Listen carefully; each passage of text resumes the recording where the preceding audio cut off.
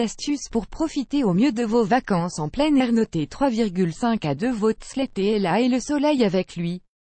Quoi de mieux que des vacances en plein air pour en profiter? Vous craignez cependant que Mère Nature ne vous rende la vie impossible? Suivez nos 6 astuces et faites de votre séjour un souvenir absolument parfait en évitant toute déconvenue. Les pique-niques. Les sorties pique-nique sont souvent une opportunité de passer un moment paisible loin de toute agitation. Encore faut-il se préserver de tous désagréments.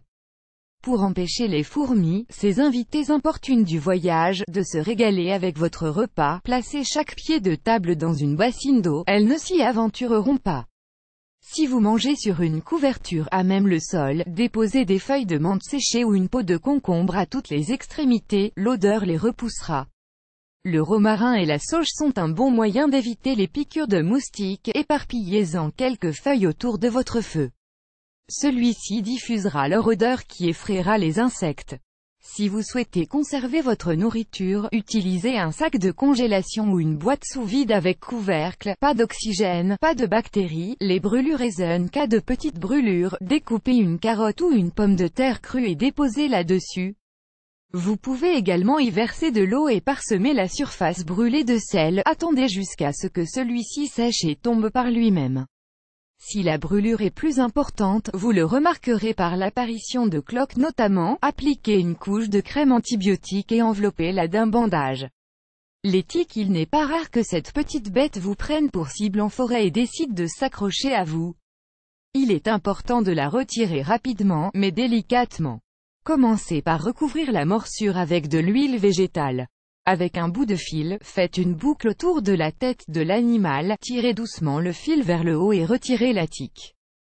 Par précaution, envoyez la tique vivante au laboratoire sous 2 jours pour vérifier et écarter tout risque d'infection. Les piqûres d'abeilles. Une piqûre d'abeille peut être très douloureuse, voire dangereuse, en cas de réaction allergique. Il faut savoir que seules les abeilles laissent leur dard derrière.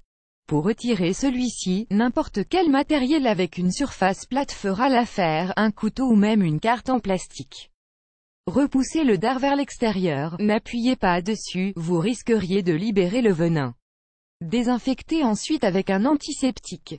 Pour soulager la douleur, vous pouvez également frotter un oignon coupé en 2 sur la plaie ou y verser un peu de vinaigre. Les coupures dans la nature. Une coupure est bien vite arrivée, il est important de commencer par évaluer la situation. Une infection est-elle possible? La plaie est-elle profonde? Si la blessure est superficielle et que vous ne possédez pas d'antiseptique, vous pouvez appliquer de la résine de conifère dessus. Il est aussi possible de broyer quelques feuilles de plantain lancéolées, plantes facilement reconnaissables et très communes, les disposer sur la coupure et les maintenir avec un bandage. Si la blessure semble profonde et saigne abondamment, une artère a peut-être été touchée. Contactez rapidement l'hôpital le plus proche et compressez la plaie à l'aide d'un garrot.